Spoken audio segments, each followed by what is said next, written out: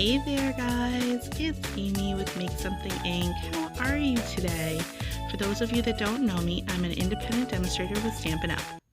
Today I'm going to be showing you how to do a very specific project, and with that project I'm going to be embellishing it with this set, which is called The Most Wonderful Time of the Year, and it is a product medley set, and I just bought the refill kit, so I'm going to show that to you.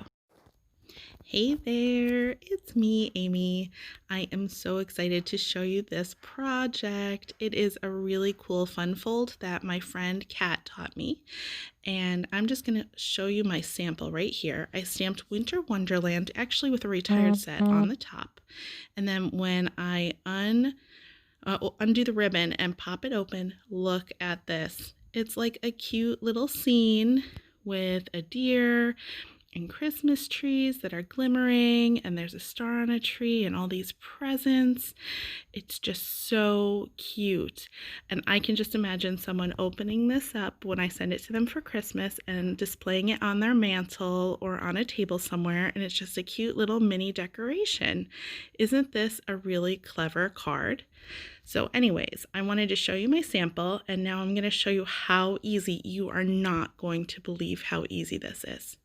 So first, I'm going to show you this Most Wonderful Time product medley refill set, and I'm going through it really quickly, but you can see all the cool pieces that come with it.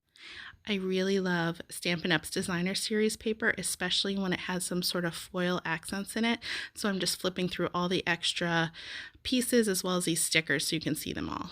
So now all I really need are these two squares. Some of those presents I'm going to cut out, and then I also need one of these stripe sheets because it also has the stars on the back, and that's all I really need for this project, plus a stamp for the top of my card later. Okay. Oh yeah, I forgot. You also need your card base, which I'm using a very vanilla, and I need one piece of Whisper White from my panels, and I'm going to use my my paper trimmer, and I'm going to teach you a little bit about it too. So what you need to do is take your very vanilla, and you want to cut it to 8 by 8 from an 8.5 by 11 sheet. Once you've done that, you're going to move it over to the 4 line, and you're going to score it with the scoring blade to 4 on both sides, and then you're going to slit just one of the sections. Then you're going to take your scoring blade and you're going to score in half to make 2 triangles, one of your square sections. And now I'm taking the white piece and I'm cutting 6 squares that are going to be 3.5 by 3.5, and these are going to help me create some nice layers so that I don't have to use up that much of my Designer Series paper. Okay, so I only actually need 4 of these pieces, so I'm going to save the other 2 for another card. And I'm just going to put these aside because the next step is I need to take that striped paper that I set aside with the stars on the back, and I need to split this in half both ways. So it's a 6 by 6 sheet, and I'm going to cut it at 3 on both sides, so I have 4 perfect 3 by 3 squares. Okay, great. So now I'm just getting ready to build all my layers, and I'm going to do my stripe layers first. And I'm going to use my multi-liquid glue, and I like this glue for this project because it's super sticky. It does dry really fast, but if you put something down and it's not perfect, it gives you a little time to kind of wiggle it around to get it to just the right spot, but you have to move quickly. So I'm going to do my 2 decorative lines first, and then I'm going to fussy cut out a tree line here and get rid of the excess, and then I'm going to take the star paper and figure out just how much of this I need to make the complete square again, and then I'm just going to trim it evenly, and I will have to do this twice for my 2 different tree lined backgrounds.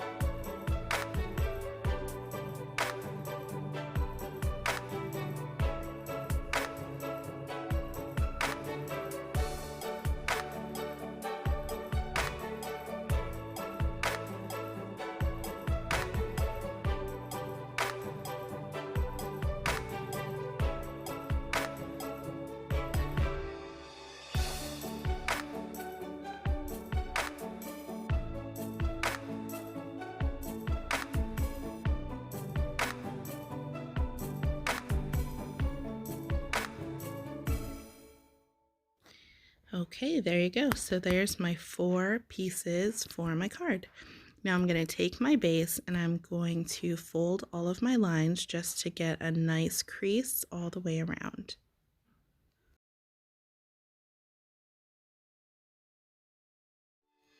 The next step is going to be to secure the base.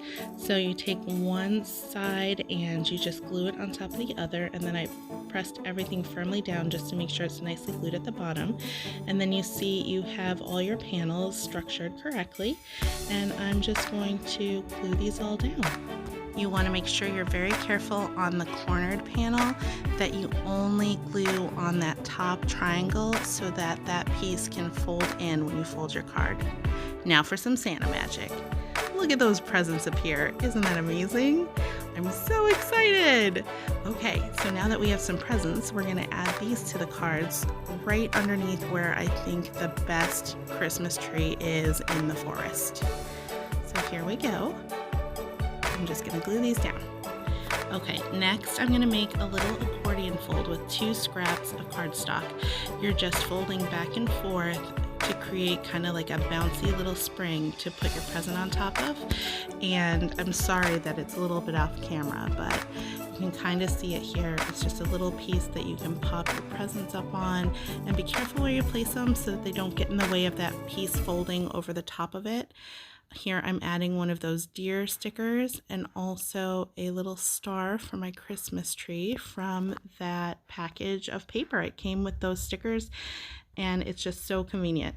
Now I'm going to grab my itty bitty Christmas stamp set, and I think I'm going to use the stamp that says peace and happiness because it feels like such a serene and peaceful card. So here we go. I have it on my block.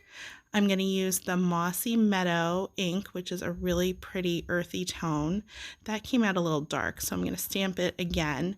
And then because the lines on this paper are kind of imperfect, I'm also going to imperfectly cut my little piece here too. Yes, I could use some dies and cut them out and make a really cool shape, but I don't know. I like just cutting by hand sometimes too. So I put some of the dimensionals on the back of this to pop it up a little bit, and then I'm going to go back to my sticker sheet and grab a little white star to put on top of this in just 1 second here. Just reaching for it. I'm ahead of myself today. Okay, I'm going to grab one of these, make sure all the little insides pop out, and there you go. It's like the perfect little special embellishment to the top. Ta-da! Okay, so now I'm going to take this beautiful panel and glue it to the top of my card. I trimmed it a little just to make it look a little bit better. Now, make sure when you do this that you glue it on in the right direction. I actually glued it in about 90 degrees in the wrong direction, and so when it opens and closes, it doesn't allow me to have my ribbon go left to right. I'm actually going to have to time my ribbon going up and down, which is fine, but for now, I'm going to cut it going left and right, and then I'll fix it in a second. Okay, so we're just doing our finishing touches here where I'm figuring out where to lay the ribbon down. I chose to glue it down, but after the video was made, it actually came unglued.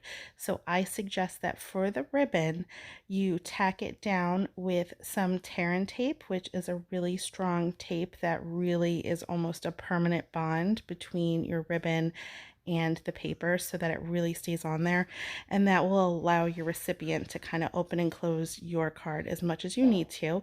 And just imagine that this ribbon is going left to right. I actually don't think it looks bad with the cute little bow at the bottom, but I did intend for it to go left and right, kind of like in my other card that I showed at the beginning of this video, if you want to go back and look at it again. And I'm just going to show you how it opens, and this is my final card. How adorable is this? You can also put a sentiment in the bottom there if you want to put a little greeting in there, but for now, I think we're done. Bye! This is totally a wow card, isn't it? And it's so easy to make. If you agree with me, give me a thumbs up and let me know what you think in the comments below. If you want to see more cards using this card-based design, please check out the link that I have below. I'm going to show you 5 or 6 more designs in a second shorter video, and then you can also check out my friend Kat's Stamp Art Connection to see her designs. If you have enjoyed this video and are interested in finding out more about Stampin' Up! Products, or if you want to be a demonstrator like me, give me a call or email me at amy@makesomethingink.com. I'd love to discuss it with you, and I can't wait to make something with you again. Bye!